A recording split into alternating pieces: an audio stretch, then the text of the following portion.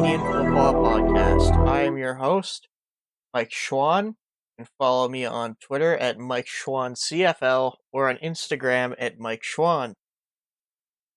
I'm Taylor Curry, and you can follow me on Twitter and Instagram at Taylor Curry SK. And I'm Carter Kennington. You can follow me on Instagram at Carter Kennington and at Twitter at CJK_Carter. Don't forget to also follow the podcast. We are True North CF Pod on Instagram and Twitter, and True North Canadian Football Podcast on Facebook. You can also listen to the show on YouTube, SoundCloud, Spotify, or Apple Podcasts. Now, before we get into the news here, I just wanted to address last week's episode didn't get out, and we did record it. Unfortunately, our editor just had a time crunch. It is what it is. This episode is going to be out on time, though, so if you're wondering why there was nothing for week 4, that's why. It's just things happen. So, it is what it is. But anyway, jumping into the news. The Riders were very active this week so far. They traded a 6th round pick for Mario Alford. That pick does become a 5th round pick, however, if he plays, I believe it's 9 games for the team. They also undid their trade with Calgary and brought back global punter Jimmy Smith. And this is a bit more interesting story. The Alouettes released their starting linebacker, Trey Watson, reportedly related to 2 incidents with unnamed personnel. According to 3 Down Nation, it wasn't a physical altercation, but I guess he had said something and 2 players took it the wrong way from the sounds of what happened, but I'm sure we'll know more on that story later, and Chris Jones, being Chris Jones, immediately signs him. So, you'll love to see it. And then Typical Chris Jones. Yep, Chris Jones guy right there. And then Elks signed former 4th round NFL draft pick Hakeem Butler. Riders add Canadian safety Jordan Beaulieu. He'll probably be on there to buff up the special teams, but we'll see. And then Bombers Kyrie Wilson out with a possible ACL tear, so all the best to him. I thought it was Achilles. Or is it? Yeah. Oh, okay. It says on the news ACL, so... Oh, really? I just wrote that wrong. I might have wrote that wrong, sorry. Okay, so let's go Bombers Wilson out with Achilles. Alright, Okay, I'm trusting Carter. Alright, all good. Yep. So let's get into our first recap of last week. BC narrowly beat the Red Blacks. They looked human this week. That's right, the Lions. 34-31. Now, was this game close because BC is kind of coming down to earth? Or was it a battle between 2 really good teams? I think it's a bit of both. Like, BC is still the best team in the league, but they were on the road facing Ottawa, and they're desperate for a win. They've been close before this year, and they're really trying. So I think it was a combination, but yeah, it was definitely a battle between 2 good teams, for sure. Yeah, and I think it's just sort of proving as well that it's like Ottawa is really, really good football team. I mean, their first 3 games have been basically running the gauntlet. And so to keep all of those games, the biggest differential between all 3 games has been a touchdown for them so far. So I think that Ottawa's got that fight in them, and it's just a shame that they've had to play the top 2 teams and them alone so far this year. For sure.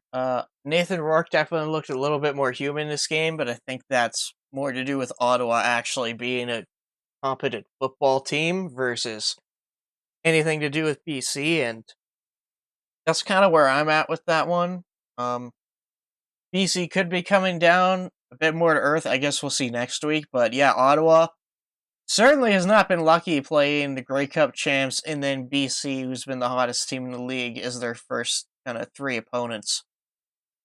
And then, despite being competitive in every game, Ottawa is still 0-3. When are they going to catch a break?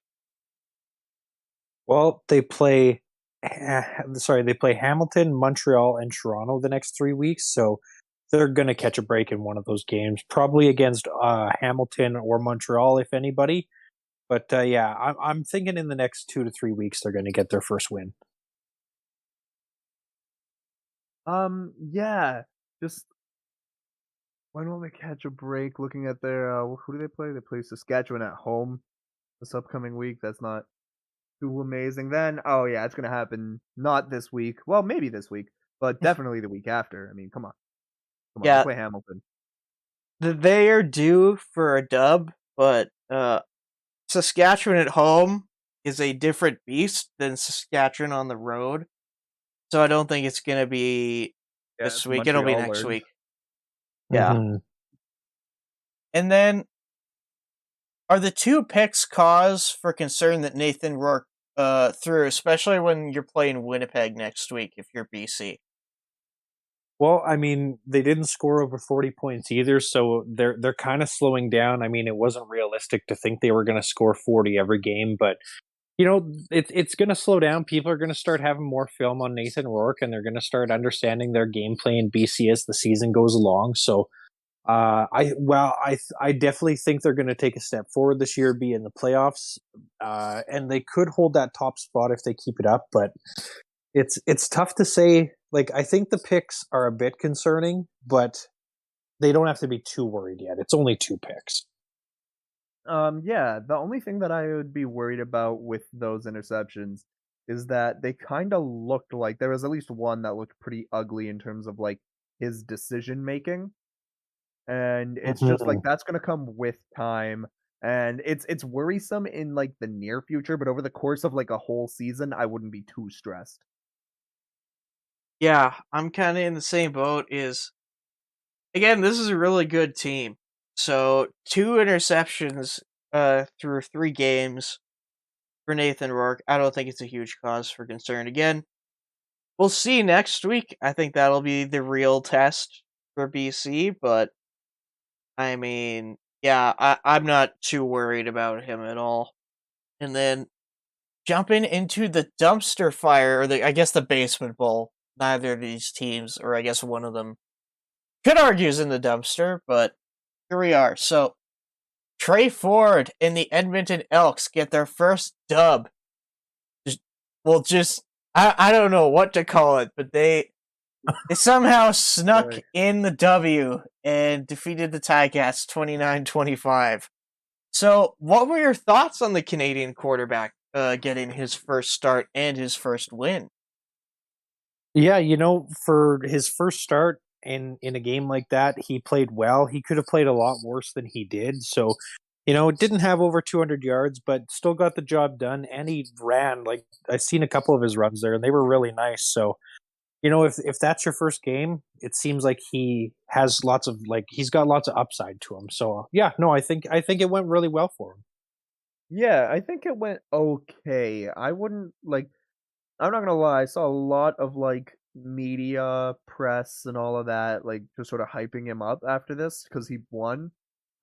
This is a game that you should win, and he didn't play amazing.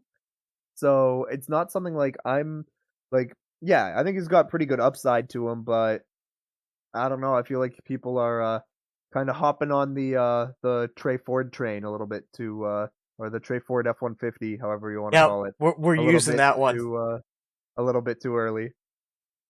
Now, I'm kind of in the same boat whenever I see Canadian quarterback. I'm inclined to be on that Ford F-150, but for me, going into this game, what I expected from Trey Ford was coming out of college. He was an elite scrambler, but there were questions with his arm. So what I expected was he was going to run a lot and he was going to throw a fair amount of interceptions. I thought he was relatively good as a passer, better than I thought at least. My initial assessment, I think I would say, is better than I expected, but I don't know if someone who necessarily knew or didn't know who Trey Ford was, what their expectations were for him. So for me, pleasant surprise. I would give his performance that kind of grade. I thought he was going to do a lot worse. Came out better than I thought. And follow-up question. Does he start the next game against Calgary? 100%. He got you your first win of the year. Yeah, I think you got to go with what's hot and what's good right now, and it seems like it's him. Like Nick couldn't get it done for a win, Trey did, so you got to roll with Trey. Yeah, no, I feel the same way. Like don't get me wrong with what I said about Trey Ford before. The correct play is to keep with what's going to get you wins, and that is the only thing that you know so far that is getting you wins. So stick with it. I think I'm with you there. For me, Nick Arbuckle was getting better week to week, so I was kind of shocked that they did go with Trey Ford, but at the same time, he got you your first win, so I think he deserves at least one more start to see if it's for real or if it was just Hamilton, being a dumpster fire team. Now, speaking of Hamilton and dumpster fires, does Dane Evans bear the majority of the responsibility for this loss? Notice how I worded that because, yes, you do win and lose as a team, but certain factors factor in more than others. So, does he bear the majority of the responsibility for this loss?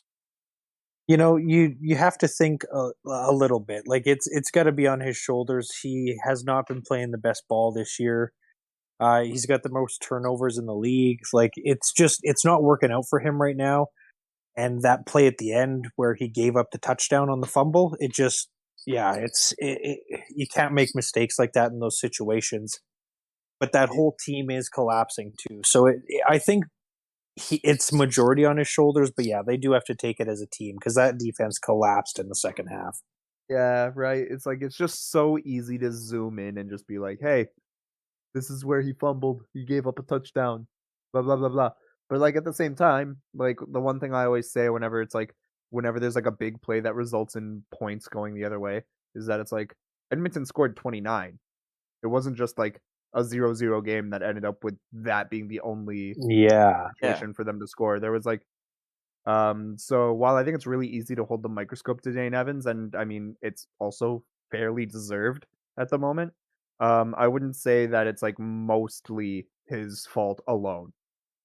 That's fair. For me, I would use the analogy of first half Hamilton was starting to shut the door, and then Dane Evans threw a door stopper in there in the second half, just because his two interceptions, I believe Edmonton scored on both, and they got really good field position. There were two off of those two picks, and that kind of let them back in the game. And then when it mattered, when he needed to come in clutch, folded. So for me, I'm not going to say he's the majority at fault, but I do say he probably bears the most blame. I wouldn't say that's over 50% of it, but I would say that him kind of folding in the second half was a huge factor in this loss. Yeah, I just want to say, I'm just kind of rewatching the highlights here as we're talking, and with 6 minutes left in the third, the score was 22-9. Yep. And like it finished 29-25. Yeah, that's just, you're never going to win that way. Yeah, like those two picks that he threw, like just again, it kicked the door open for the Elks and kind of let them back in. And yeah, for me, that's why I don't place the majority of it, but I do place him as the most significant factor in the loss, is because he essentially let them back in with two picks that led to big scoring plays and couldn't get it done in the clutch. And then, I know we talked about it last week, but last week didn't release, so to go back to week 1, we talked about how some teams didn't need to hit the panic button because it was post week 1. Some teams needed to keep it in their desk. And we talked about after not last week's games, but the weeks before, some teams should bring it out of the desk. And one of those teams was Hamilton. Now, that panic button is sitting on your desk Do you hit it? You know, I'd say no. First, I'm going to say no, but it's solely because you're only in fourth place in the West, or sorry, in the East, but the first place team only has 2 points more than you. So right now, you don't have to panic because the rest of the East is in just as bad a shape as they are. If let's say if Toronto was 3-1, or sorry, they were 3-0, or Montreal was 3-1, or 2-1, like then I'd start to worry because it's going to be tough to catch up. But they're one game behind right now from first place, and it only takes it would take 2 games to get first place. So I really don't think they have to panic yet. But if the rest of the East starts picking up, then they really have to panic. So you took that one way. I'm going to take it another way. They Yes. lost to Edmonton. Yes. Hit the panic button. Oh, let's go. There we go. Like, come on, man. Like, you're sat there, you're 0-4 now. Like, it's not just like shake the cobwebs off time. We're a month into CFL football and you have not been able to get yourself a win after a game that you really should have been able to get yourself a win. So, yeah, I'd be freaking out if I was a Hamilton fan. Like, being a Bomber fan, I'm freaking out, and we're 4-0, but it's just because the games are close that I'm freaking out. I'd be pulling my hair out if I was a Hamilton fan right now. Could you imagine being an Ottawa fan and losing all those games so close? Right? Oh. Yeah, it's But back to Hamilton. I'm with you, Carter. I'm smashing the button. I'm smashing it so many times it might break. You went from being in the Grey Cup and losing in overtime to losing to a quarterback in his first game, and just, I don't know. This is a game you should have won. You're at home. You're playing who most people think is the worst team in the league, and they had to. This was I hate to say a must win because that's a dumb narrative, but it kind of was, to prove that, hey, we're still a good team, but this is not the same team that went to a Grey Cup last year. So I'm sorry, I'm hitting the panic button. Something's off here significantly. And then, Okay. oh Hold yeah, on. go ahead. They play, like, they have a bye this week, then they play Ottawa, then they go to BC, and then Montreal goes to Hamilton. That's It could go 0-6 with that. Yeah, and then like they go to Toronto, and then Toronto goes to them. So like, yeah, like that's wow. They might get one win out of those games. we're Yeah. talking about that. We're talking about that because we are genuinely just putting them at the bottom of our rankings and just assuming that they're not going to be able to beat anybody. I mean, Yeah. you the way they're lost playing. to. That is something you have to keep in mind though, where it's like I'm sure that eventually they're like gonna be able to turn it around, but like Oh yeah. But to be fair, who could they beat right now? If you couldn't Oh, beat the yeah, Elks, no. you're not beating Toronto, you're not beating Yeah, Ottawa, no, you're not beating. of course yeah. not, but that's in your current state, right? A lot can change when you go like 3 weeks from now, right? They could be 3-4, first place in the West or in the Yeah. East, Yeah. excuse me. And then it's a whole nother conversation. And with the East being, bad, it could happen. Yeah, you never know. That's the crazy thing about the East. Yes, yeah, the East is kind of a mess. 2 wins total as a division it's now been 4 weeks. So yeah, they still have a chance to get in in that division, but I mean overall, I don't know. And then Sask managed to redeem themselves last week after getting absolutely devastated on the road. They went home and, like I thought they would, they played for their pride, and it felt like they dominated the Alouettes, but, like, man, good game, 41-20. After this game, do you continue to roll with Trevor Harris, or do you go back to Vernon Adams? I think you give Trevor one more game. Like, he played well at home.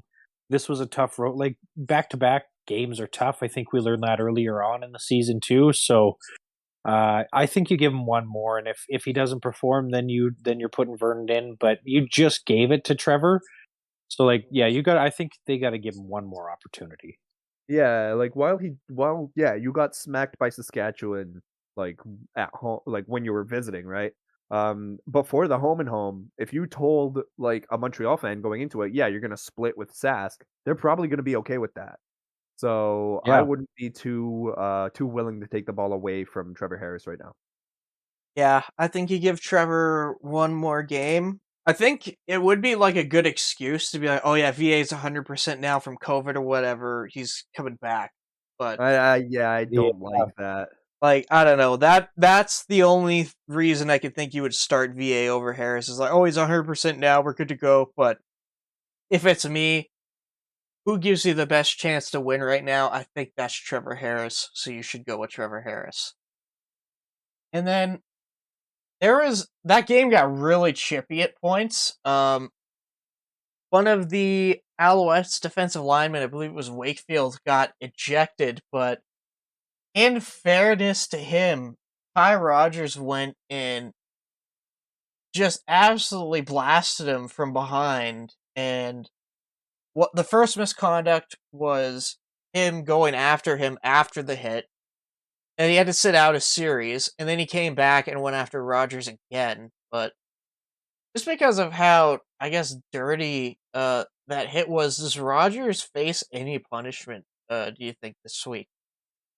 I mean, he could get a fine, but I think that's the most it'll be. They're not going to suspend somebody like that over something right now. Like, yeah, I don't think it'll happen. We didn't include it in the news. I just remembered this. But if you remember last year, Chris Edwards went into the stands in Toronto and like tried to fight fans. Yep.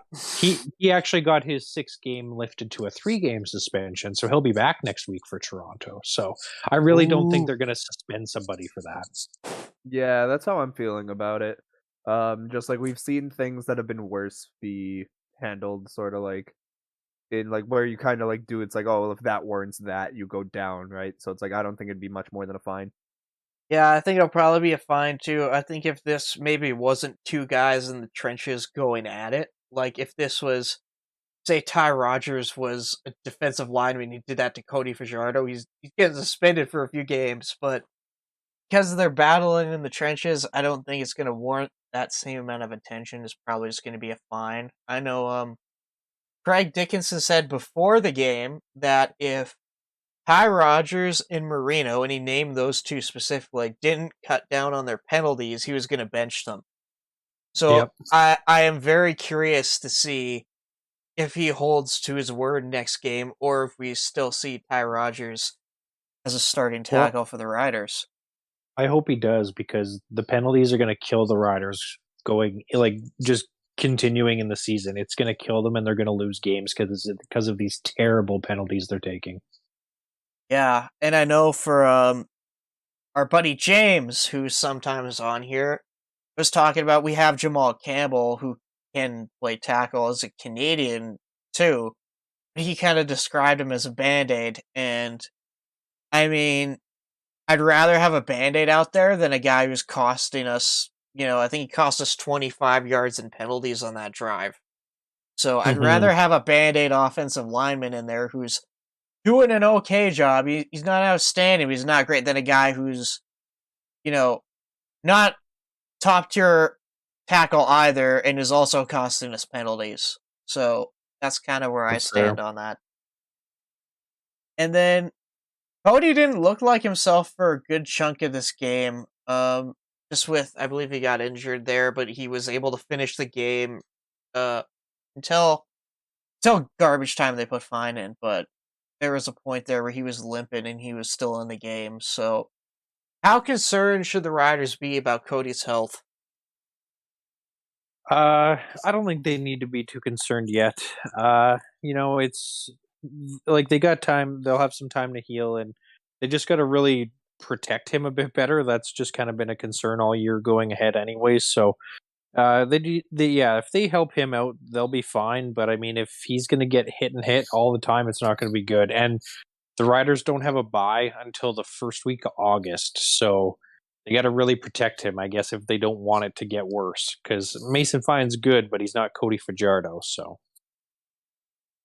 Yeah, no, it's something that like I wouldn't be too stressed about it. Again, Cody Fajardo is like obviously not looking like the Jesus Sprinkles version of him that you got in 2019, but I would not be too stressed about him either way. I think he's going to be fine in the future. That's fair.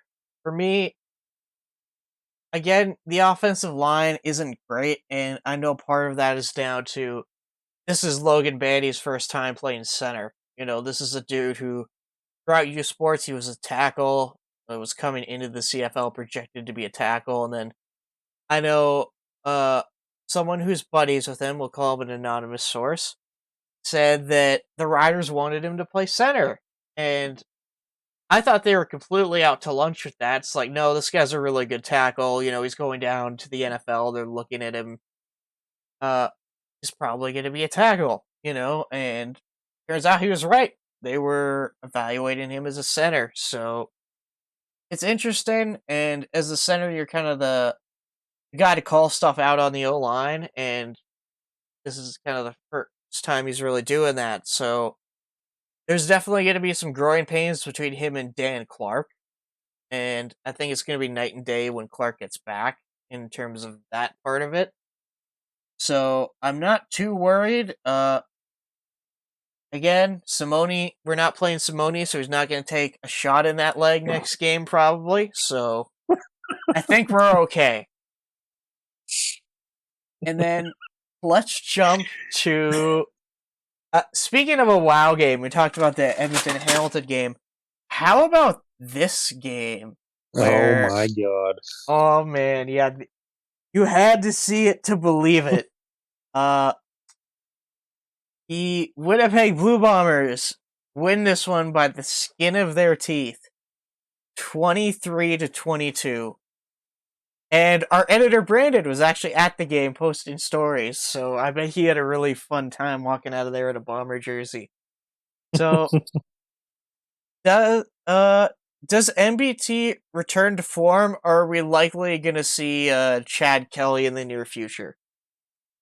No, I think you're still rolling with McLeod. You don't really have it like Chad Kelly's a nice idea, but he's still like a rookie in the CFL, so I don't think they're going to hand the keys over to him or let him start yet. Like McLeod had a rough start, but like after that rough start, he got his crap together and like he lit it up. And like, yeah, there was a point. Yeah, he had a terrible start and he did great. So, it's tough. I'm going to say it.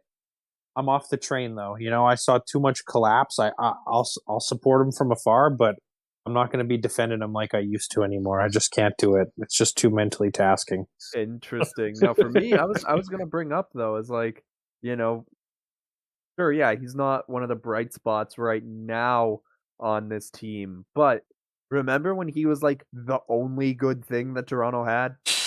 Yes. Like he was the one thing that people were like, oh, we can still think that Toronto has a chance just because of him. So it's like it would almost look bad if you were like a player in the CFL and you saw it's like, oh, they stuck with this organization through thick and thin, had a couple of bad games, now they're gone.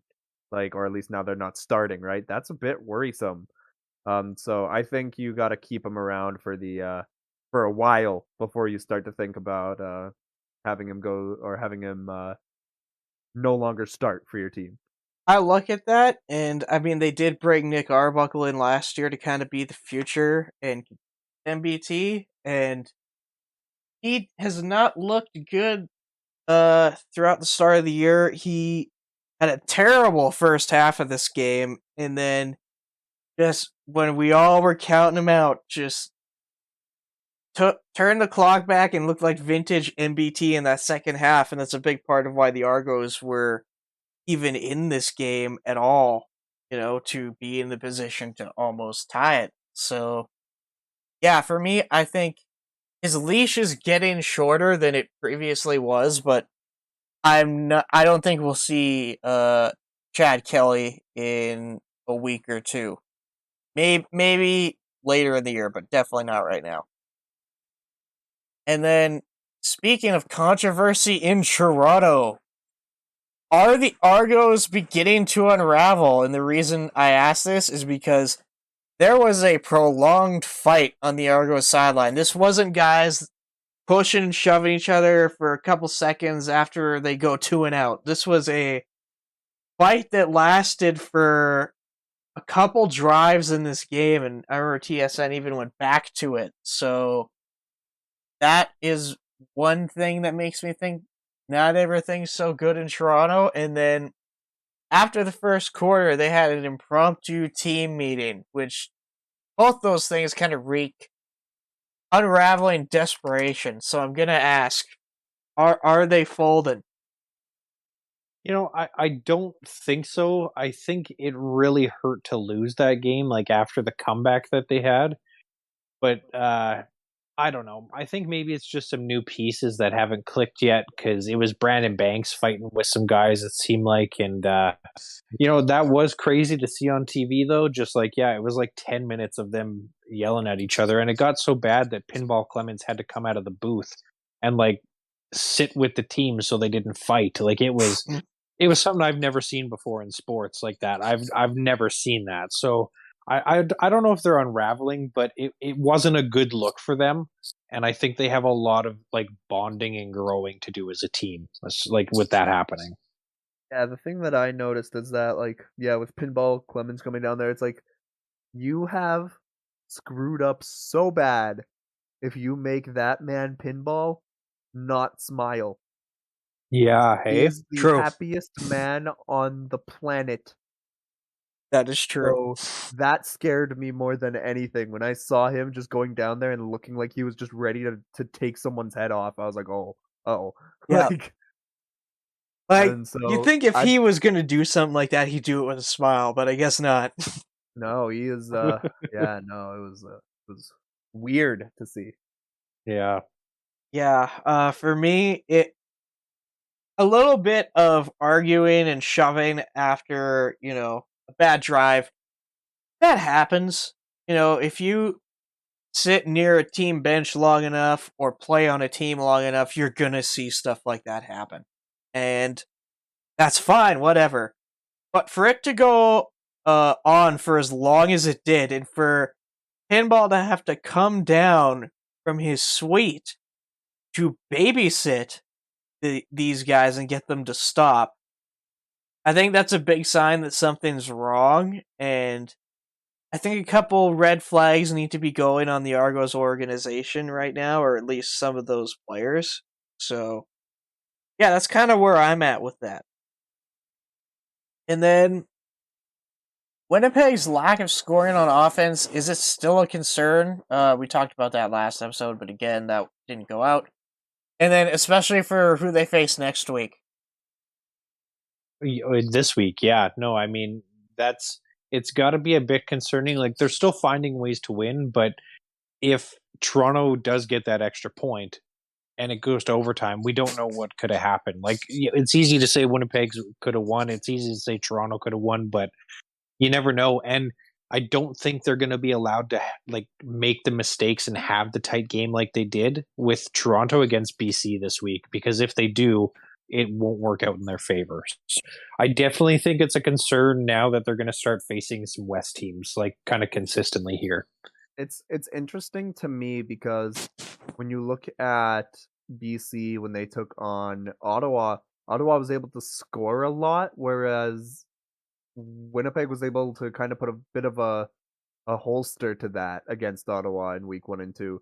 So it's going to be a little bit interesting to see how much of their defense is going to be able to alleviate that pressure. But I think Winnipeg's offense, for a team that's so defensively dominant, I think the offense is going to decide whether or not they perform well in that game. Yeah, with the West having such elite just defenses, I think them struggling against the East, it should be a concern. Winnipeg's defense is so good, they don't need to have a stellar offense to win games, but they at least need an average one. And for me, against some of those top tier teams, Saskatchewan, BC, Calgary, I don't know if that's going to be enough to get them wins, but it certainly will be against kind of the lower end West teams, the Edmontons, and it'll be enough to win against the Eastern teams. But yeah, I would be concerned when you're going up against the Western opponents for sure. And then a controversial play call here in this game on the Banks touchdown that he kind of stole from a DB. Should it have counted? Should the defensive back have been ruled down by contact? Or should it have just been an incompletion? You know, I don't know if this is a controversial take, but I'm going to say it should have been a touchdown. It's tough because like he was kind of down, but some of the angles showed that it might have kind of like simultaneously came out at the same time. So I like the way it went. I don't think there was enough to overturn it, and they called it a touchdown. So yeah, I think it was the right call. Yeah, it's tough because it's like I think whichever way you lean is the way that like they're gonna go. Like you wouldn't be able to have convinced me that it would have been overturned either way, whether they call it an interception or a touchdown. Um, I think it's just really considering like at what point, like how long is he on the ground for until he has like possession of the ball, right? Because that's what determines whether or not it would be like considered just a pass that got bobbled into the Toronto player as opposed to a pass that was like because I don't believe that it would be like registered as like an interception and then a fumble into a touchdown, right? Yeah. So it's just like I think the way that whichever way the referees called it was going to be the way that it went, and yeah, it went against Winnipeg this time, but I mean it happens, and there have been times where something like that goes towards Winnipeg, right? So it's whatever.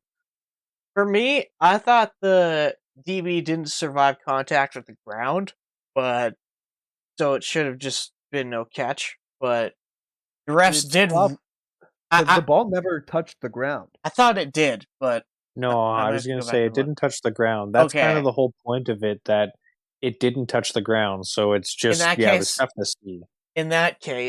if it didn't touch the ground, it should have been an interception. However, they ruled it a touchdown, so it has to be conclusive that it was an interception. And seeing what I saw, it definitely, like you guys mentioned, that play could have gone either way depending on what it was called as. So for me, rule book wise, that's a touchdown, but for me, it probably should have been something else.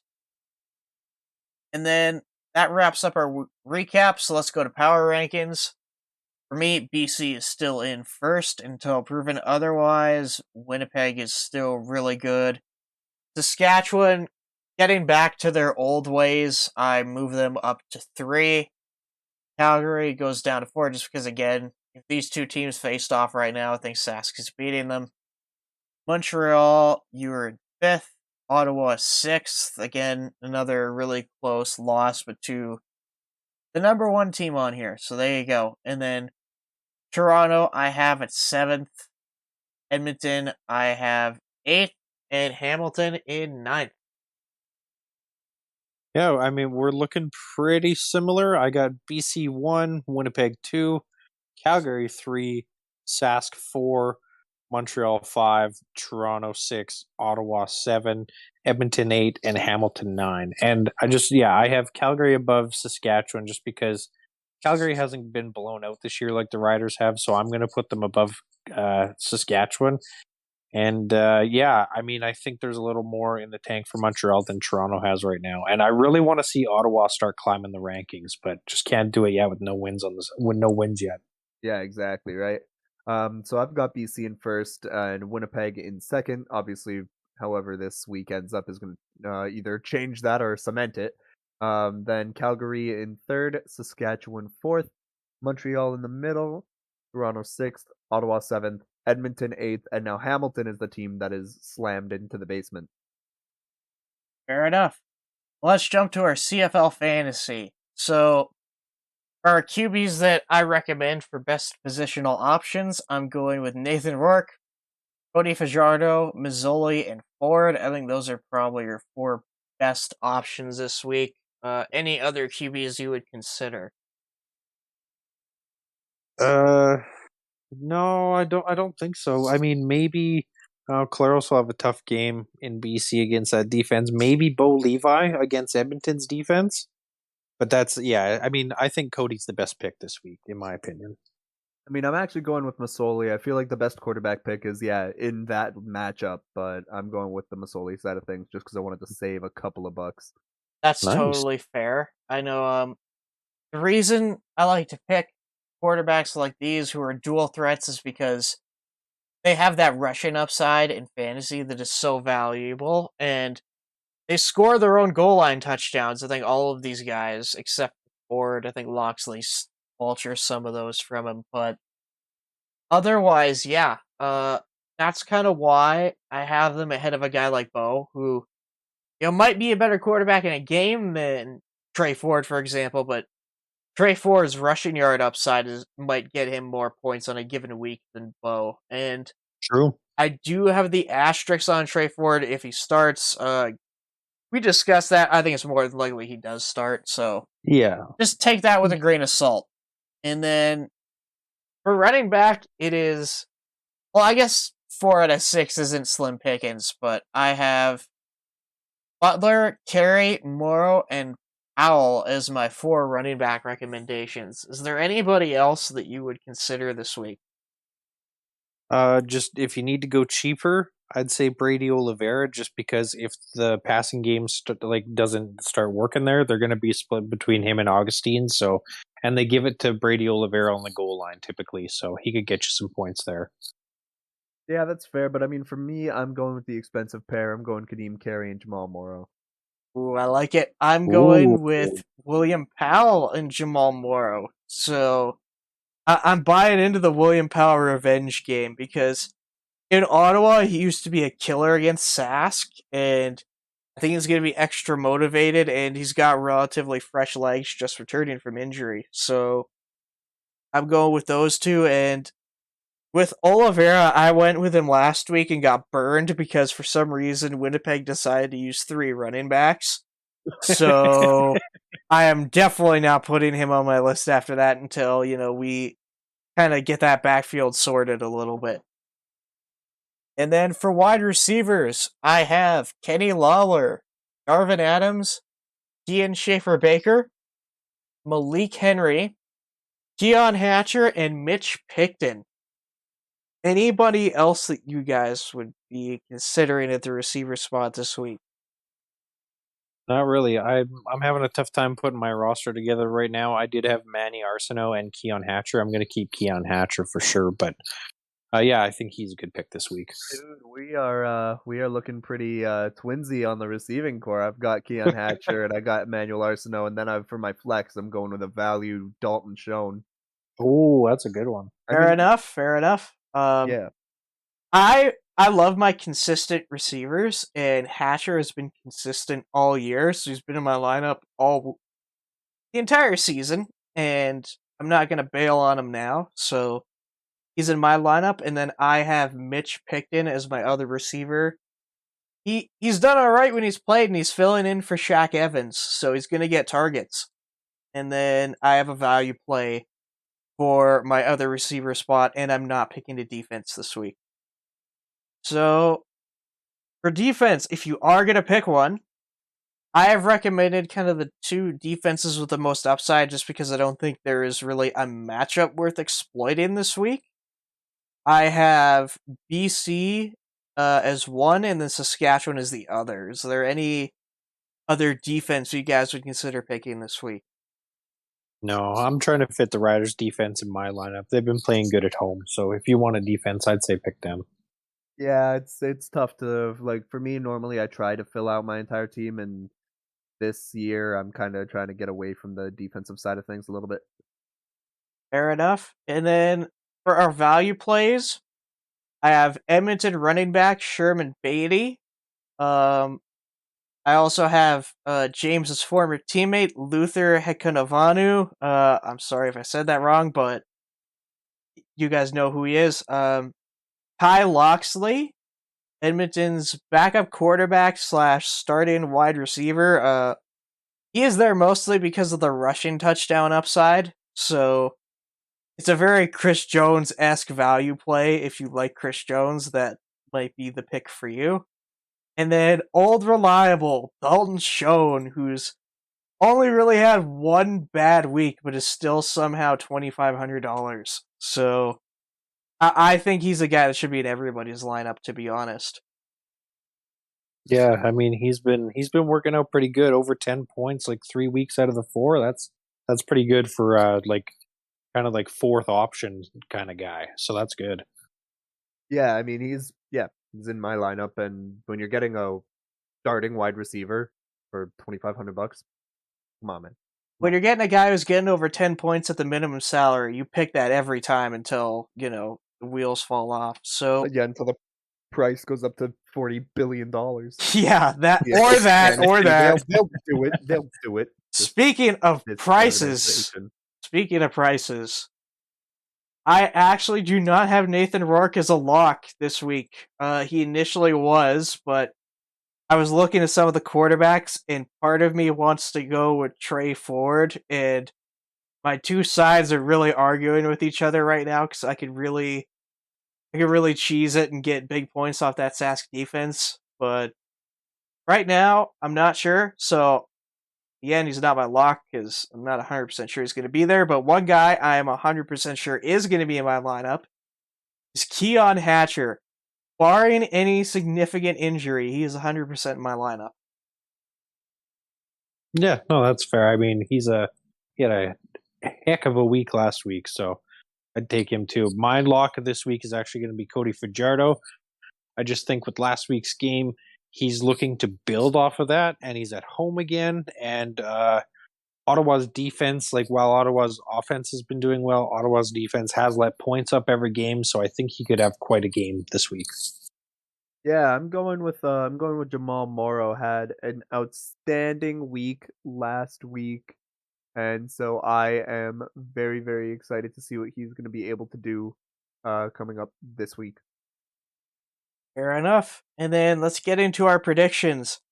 I have finally crawled my way back from worst to tied for first now. So I have Calgary beating Edmonton in another Battle of Alberta. I have Saskatchewan beating Ottawa.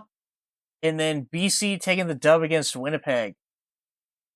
Yeah, no, that's fair. I got. We're going a little different with the first game. I'm taking Edmonton. I just think it's at home.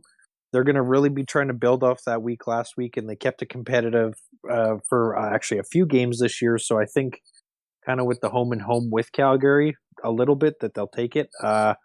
Taking Sask over Ottawa, and yeah, I'm taking BC over Winnipeg. Just Winnipeg's got a bit of a short week because they played on Mondays, so I think that's going to have a negative effect on them this week. For myself, I'm going with Calgary, then Saskatchewan, and you can't predict your favorite team to win every single week. So I think BC is going to take this one. However, prove me wrong. I'm gonna say Taylor and I have done that so far, but I mean, hey, I guess No, we'll and that's see. fair. I mean, but I'm sure, like, I'm assuming, hopefully, if you guys came across this red hot BC team, I'm assuming you would Yeah, be I'd pick as BC. eager, Exactly. I don't bleed that green. Come on now.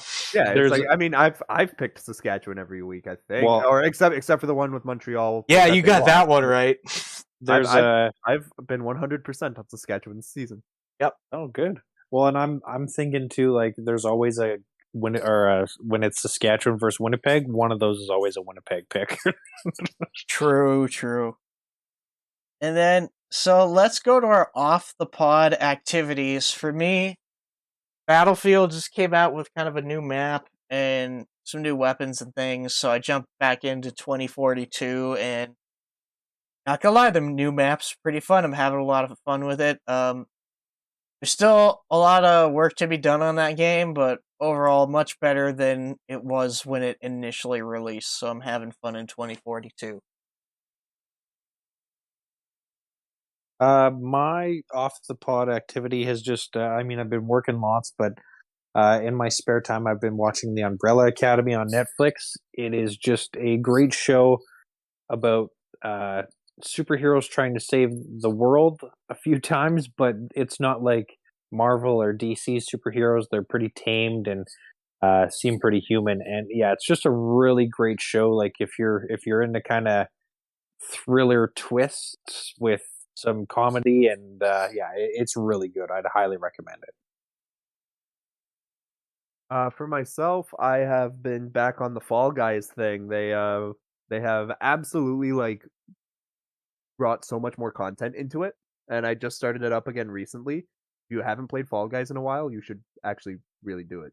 It's been a lot of fun, and they have like duos and squads now, so it's like Ooh. because before people would be like you'd play like the squads in quotation marks. That'd basically be like if you get eliminated, you have to watch the rest of your friends play. But now it's actually like you win as a team of 4 or you lose as a team of 4. Oh, Oh, that's cool. interesting. Yeah. I think that concludes the pod. So thank you for listening once again. You can follow the show at True North CF Pod on Instagram and Twitter, and go like our Facebook page, True North Canadian Football Podcast. You can listen to the show on YouTube, SoundCloud, Spotify, and Apple Podcasts. Just search True North CF Podcast, you'll find us. Once again, I have been your host, Mike Schwann, the True North Canadian Football Podcast, signing off.